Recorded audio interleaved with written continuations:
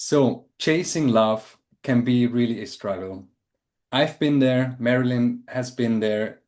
It is like you want to find somebody to fulfill you completely, to finally be happy, as you see it in the movies. And Marilyn and I had different experiences how to really attract the right person into our lives.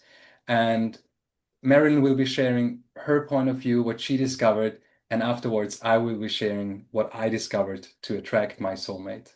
Hi, Marilyn. How are you today? I'm wonderful. Thank you, Alexander. It's a beautiful morning here. Yes, it's been a very long journey. As you said, how to attract love instead of chasing it. I did a lot of chasing in my early years. As we record this, I'm now 49 and just got married October 24th. And um, you know, looking back over the years, starting in my teens through my 20s and 30s and getting married and getting a divorce when I was 32, and just how painful that experience was, and how much energy spent feeling anxiety or this desire to fulfill. And of course, as a female, there I really had a desire to have a family as well. So there was also an added pressure, to find that person, and what I experienced was a lot of heartache along the way and disappointment, of making that connection and discovering, oh, it's a similar pattern. I kept on experiencing a similar pattern in who I was attracted to and who I was attracting in my life. And so it was really when I had had so many people telling me, different healers along the way, saying, you really need to love yourself. You really need to love yourself. And when I was 32, 33, I was fresh out of that divorce. I couldn't really understand what that meant. I really thought I loved myself. I ate well, I was exercising, taking care of my physical body. And yet I still had this emptiness inside. I felt that I needed to fill that up. And I was looking outside of myself to fill that up, right? Whether it would be, rescuing a little cat, which they do give unconditional love, but I was still empty inside. So it was really when I started to have the consciousness, to have the awareness of that emptiness I felt inside could only be fulfilled through the love of God, the creator of the universe, to really connect with that and to surrender myself to that love. And so it really began with understanding what are my issues, what are these issues that I've had and not receiving, not feeling worthy of that. And so the more that I had that relationship with God just through prayer, through talking to God, expressing my frustration, my desires, my giving the pain that I felt, of feeling I'm at this age now where I'm fresh out of a divorce. I have a lot of healing to do, and I see my chances for starting a family getting smaller and smaller and smaller, and really putting that in God's hands, and it was not an overnight process by any means, but that really, when I really started to feel that love, and of course, I was also receiving in the spiritual healing work, and I was learning and growing, and growing in my own consciousness and awareness, and growing my own virtues, right? Because I had felt that I had lost that along the way, and so that's that's really where I started to see a shift happen in my life where it was okay, there's more boundaries in place. I'm more aware of these patterns that I see and why these patterns are there and what I need to heal within myself so that I don't keep attracting this situation into my life. So, fast forward to now, I'm 49, and when I met my husband, it was 5 years ago, and I was really clear. I had written a list. I had a 2-page list of what am I looking for? What is really important for me in a relationship? And what was really interesting about that list is when I would look at that, I'm like, wow, that's actually me. Those are my qualities. And it really brought even more self-love that wow, like this is who I am and this is what I have to offer. And I was really clear when I was in the dating process to ask these questions before really becoming intimate with my husband. And we had the COVID situation that occurred, and it took about 9 months before we really became a couple, and so thankfully for COVID, it slowed everything down, which was beautiful. And that would be my advice. And the difference that I had in the past was that the relationships seemed to move very quickly. They started really intense, with this feeling of like, oh, wow, I had the flutters in my heart and I misinterpreted what that meant. That was actually my intuition saying, oh, no, this is not the right thing for you. I, of course, had these really warm feelings about my husband, but it was more of a grounded. I felt it rather than it being a flutter in my heart, I felt it more of a grounding in my solar plexus. Like, oh, I feel really calm. I feel really safe with this person and this person's energy that I can really express myself, who I am, and there's nothing that's being hidden. If everything just felt very natural, it was a very different experience for me. And the timing that everything moved in a very nice, slow way. And there's a really solid foundation there leading to where we are today. So, and the difference also was that I was praying all along, God, please send me the person on my divine path, and that I will recognize this person, you know, that, it wasn't so much about the physical characteristics, or I hear a lot of women say, oh, I'm looking for this, this, and this. He needs to make this much money and have this height and this, this kind of build. And everything begins very, surface. And my husband is super handsome. I'm very attracted to him.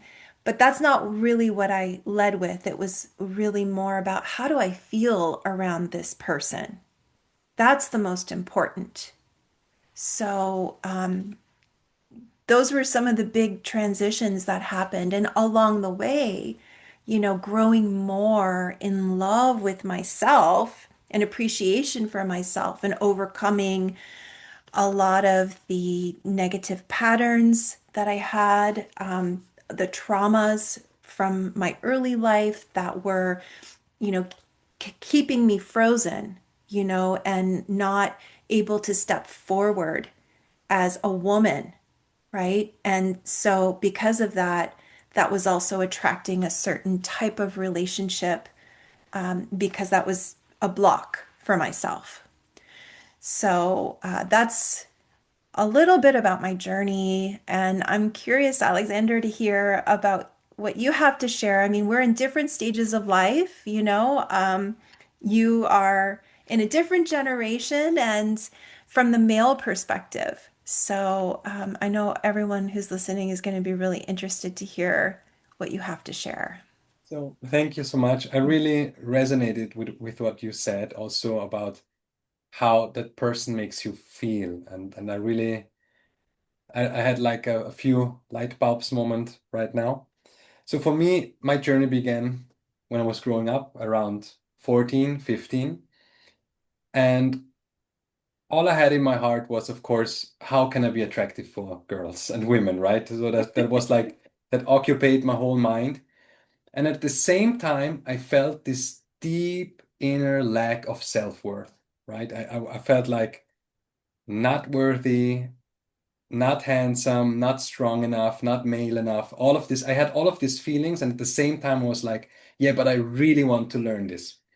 So what I went actually, I learned things about how to be attractive for women, which today I know you really have to be careful about those things, but because they actually lead into manipulation. So it was like certain behaviors and all of that stuff, and it made everything complicated. So for me, it was like I was thinking a lot.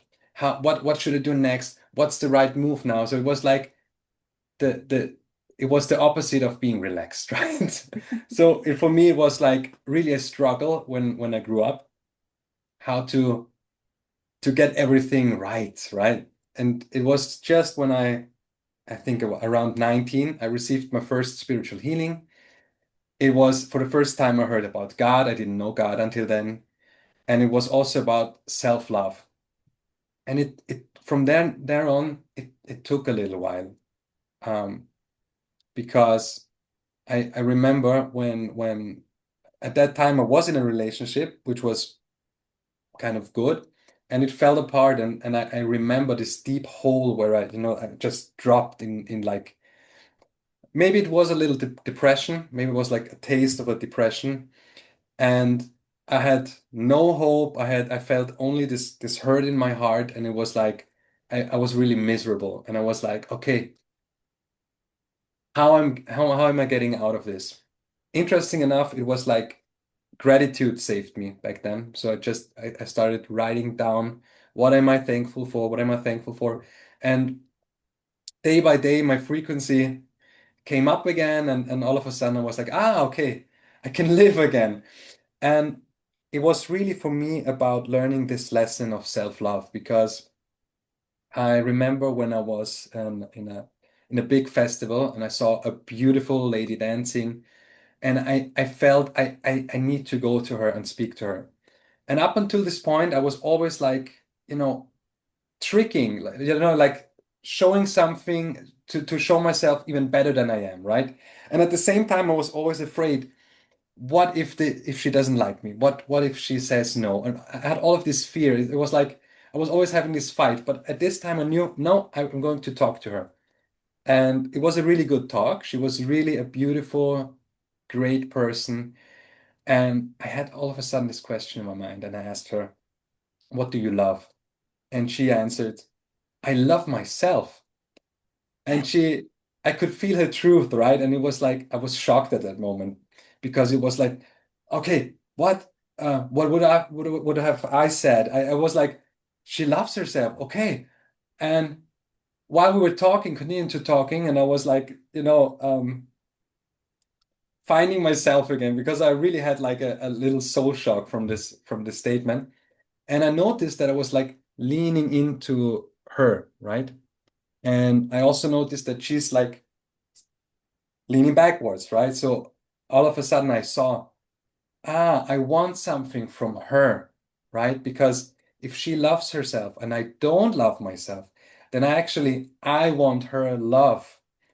And in that moment, I really had the realization, you will never be with such a woman if you don't love yourself first. And so at the, while we were talking, and I made that decision on the inside, right? It's a decision. And I asked myself for the first time if I would really love myself. what would I be doing now? And I thought about, I would tell her what she just started within me, the process she ignited within me.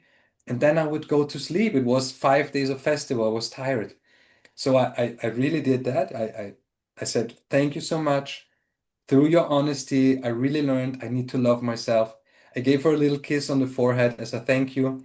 And I went to sleep and I had a really good sleep. And from that day on, I knew number one will be learning to love myself, because when that such an opportunity comes and there is a great woman, I want to be full. I want to share my love with her. It's like giving and receiving, not don't want to take from her. And 2 weeks later, I was working at a kids camp. I met my today's wife. So it was like just 2 weeks. And so for me, that was really okay. God was really looking at me if I learned the lesson. And the lesson is you can't you can't go into a relationship if you're empty. It will only cause hurt for both. And I had those relationships. But through this foundation that I said, okay, I'm going to love myself.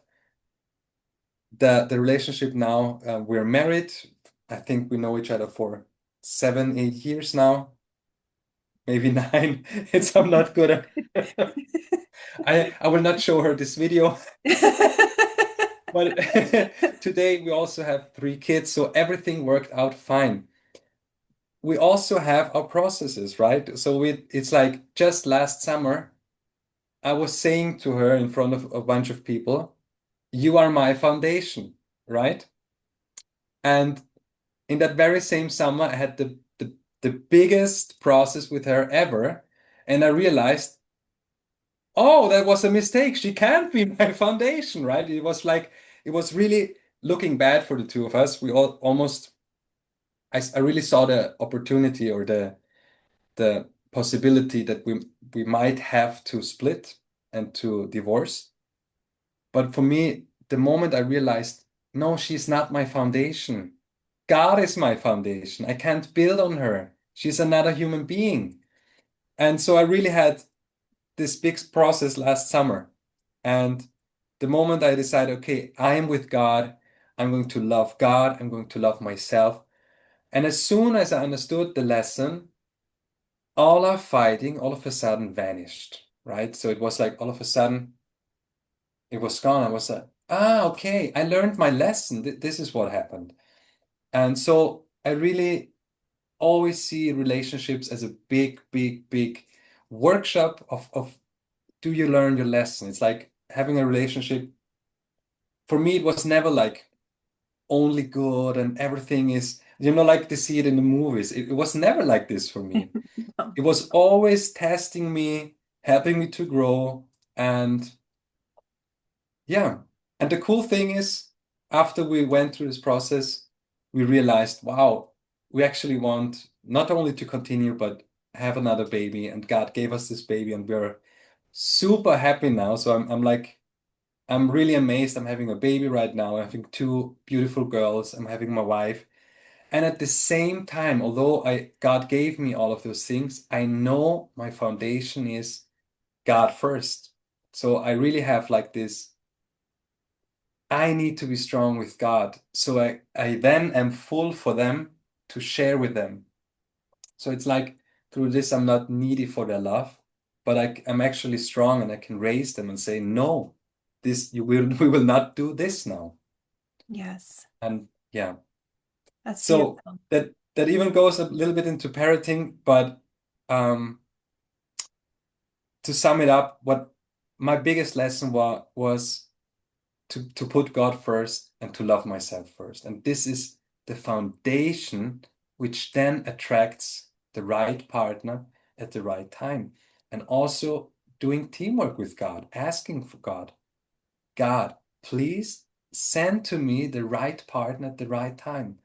And I absolutely loved what you said about listen to your feelings, because the eyes lie to us. We all have these images in our head how the perfect wife, the perfect man, woman looks like, but the partner could be looking completely different as we expect it to be. But this is why it's so important to listen to the feeling, listen to the intuition. And if we feel safe and really good, and we have this feeling of I can be myself, I think this is the greatest gift another person can give to you. Yeah. Absolutely. Yeah. Absolutely. And that loving yourself, when you love yourself, then you really know yourself. You're not trying to be something that you're not. And I think, yeah, I certainly did that in the early years of I want to show these characteristics. This is what I want to put out there, to attract that person. But was that really me? I mean, maybe some of those characteristics are me, but it's really much better to just be who you are fully, and when you really love yourself, there's nothing there that you are afraid to show. You're not carrying shame or unworthiness about who I am or what my past is or what happened to me. It's like I love myself no matter what, unconditionally. And that's only possible when you understand God is love. God is unconditional love. For people, I grew up Catholic, so I had this beautiful upbringing, which, for me was a very beautiful experience in understanding the mystery of the Holy Trinity and of God. But for you out there, if God is a new concept, what I would say simply is that God is love. Think of God as this unconditional love, that you are born of that light of God. And that's the truth that we are spirit here having a physical experience. So we are one with God. So when we love God, we open that door to love ourselves because we carry that light of God within us. And that's our truth. And everything else is part of our human experience, which allows us to grow spiritually in consciousness. So those experiences and the relationships that I said were karmic relationships, that was to close those circles. And so that was what I was attracting because that's where I was at in my spiritual progression. And so I was attracting those karmic relationships over and over again. But as you said, making God a partner and God, please, that person on my divine path. It's a whole other level of relationship when you put God first as the foundation because I've also had experiences in my relationship where it's not all roses and wine dinners and there's difficult stuff when you're living together and building a life, and he has his negative human tendencies. I have mine, and so at times we clash and we fight. But when I've learned for myself that, okay, in those moments where I'm feeling these intense emotions or I'm really angry and I want to go to him and let him know, or I sense that I want something from him to make it feel better or to resolve it, that is usually a clue for me. Okay, I need to get with God because that's about me. That's something in me that I need to fulfill. And so I will separate, go into prayer, and just love myself through those difficult emotions to get to the other side of it. And so this is also what happened when I was single, and searching and looking. And the more that I connected with God, I look back on the time when I was single and all the time that I had with myself and with God as a really beautiful time, because I don't get as much of that time anymore. But where you're at, to have that time, really cherish it. Don't try to rush it. Really enjoy those moments that you have connecting with God and filling yourself up to overflowing with that love, as you did.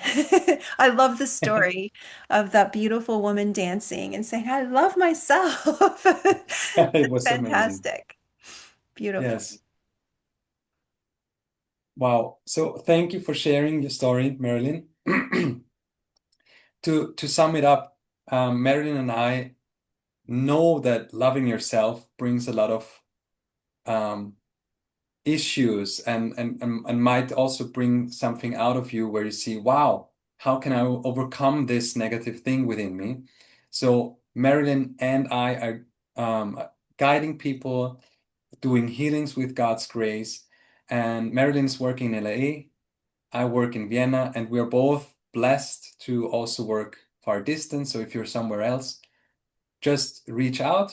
And where can people find you, Marilyn? You can find me. My website is rosamysticaspiritual.com, or on Instagram at Rosa Mystica Healing, is the best way. And of course, we'll put this information below in the captions. Great. And for you, Good. Alexander, how can they find you? alexandertheodorcom is it right now. Perfect. Good. Thank you.